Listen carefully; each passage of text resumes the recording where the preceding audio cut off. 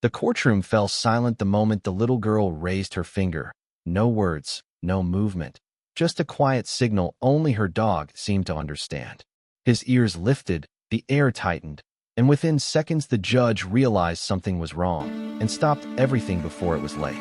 The courtroom felt suspended in time, as if every breath in the room waited for permission to exist. Wooden benches creaked softly, and a warm shaft of light rested across the witness stand where the little girl sat. Her shoes barely touched the rail, her hands folded in her lap, and beside her, the German shepherd watched the room with calm, loyal focus. No one spoke. Even the judge leaned forward, his expression gentle yet alert, aware that this testimony meant more than words. The case had been discussed, argued, and dissected for weeks, but nothing mattered now except the child's quiet presence. She had not spoken since the night everything changed, yet here she was, bravely facing the man across the room. Every subtle movement, her blinking eyes, her small breaths, the faint tremor in her shoulders, created tension you could feel in the air. And though the courtroom expected answers, no one realized that the most important communication would arrive without a single sound. In that silence, Destiny waited quietly beside the child and her faithful protector, ready to speak. Long before the courtroom lights and polished floors, their story had begun in quieter moments at home. The girl had learned to trust the German shepherd the way a lighthouse trusts the sea, steadfast, constant, always returning calm to chaos. After the night that stole her voice, he became her bridge to the world. Therapists taught gentle gestures, small signals only she and the dog could understand, and he answered every one with patient loyalty. When fear rose, he leaned closer. When memories shook her, he rested his head against her arm, reminding her she was never alone. Flashbacks drifted through her mind that day. The darkness, the footsteps, the sense of danger, and every time, the dog had stood between her and harm. Now, inside the courtroom, that unspoken language lingered between them like a protective circle. Others saw a child and a dog. They did not see the promise forged through courage and survival, a silent bond stronger than fear, waiting for the moment it would be needed again. Every heartbeat they shared carried courage into the fragile space ahead together. The moment arrived quietly, like a whisper that no one heard until it was already there. The girl lifted her hand, slow and deliberate, her small finger rising into the still air. It was not a gesture of uncertainty.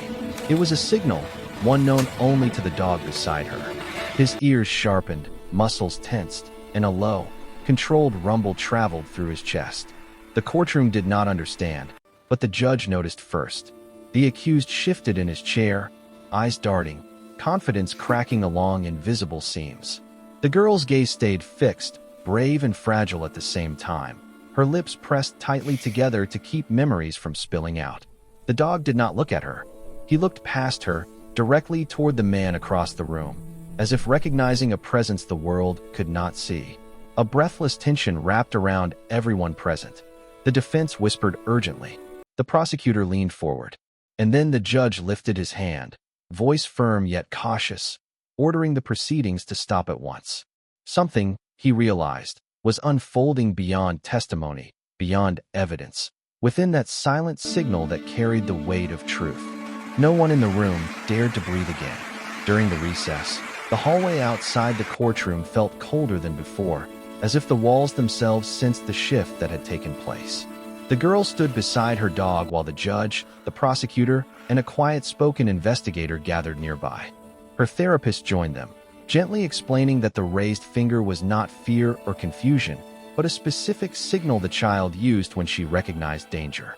The dog had been trained to respond to that sign, guiding her whenever memories returned. Hearing this, the investigator asked to follow the dog's reaction further. They replayed small details from the case, photographs, locations, and timelines.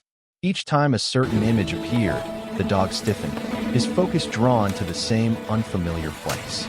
A pattern emerged, subtle but undeniable, pointing toward a location no one had searched before. The judge authorized immediate verification. Within minutes, officers were en route, led by the clue hidden inside that silent exchange. The girl watched quietly, fingers resting on the dog's collar, trusting him the way she always had. In that fragile space between fear and hope, the truth had finally begun to step forward.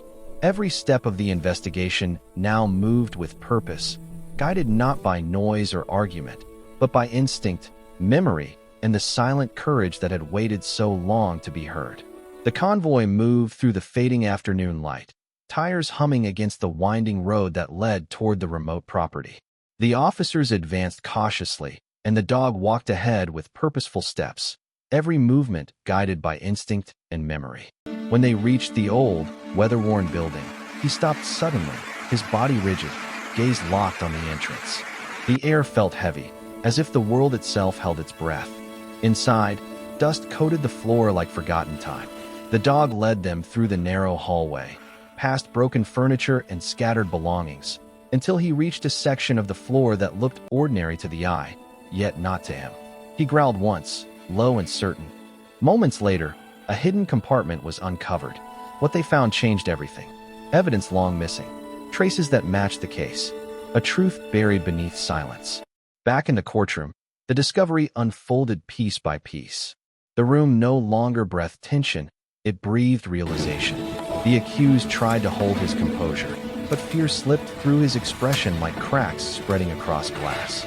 The judge listened quietly, his eyes solemn, as the puzzle finally aligned. The girl sat beside her dog, not speaking, but no longer needing to.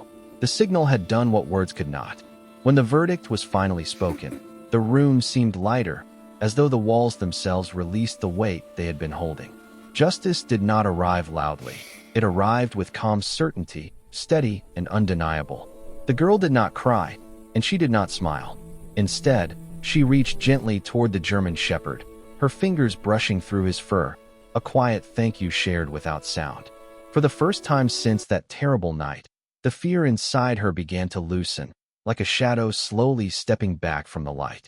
In the weeks that followed, her healing did not arrive all at once. It came softly, through laughter returning, through sunlight in the morning, through knowing she was safe. And one day, sitting in her living room, she finally spoke again. Not many words, just a few, fragile but full of courage. The dog stayed beside her, faithful as ever, calm and strong, as if he had always known this moment would come. Some bonds are not spoken. Some heroes do not ask to be seen. And sometimes, the bravest voices in the world are the ones carried in silence.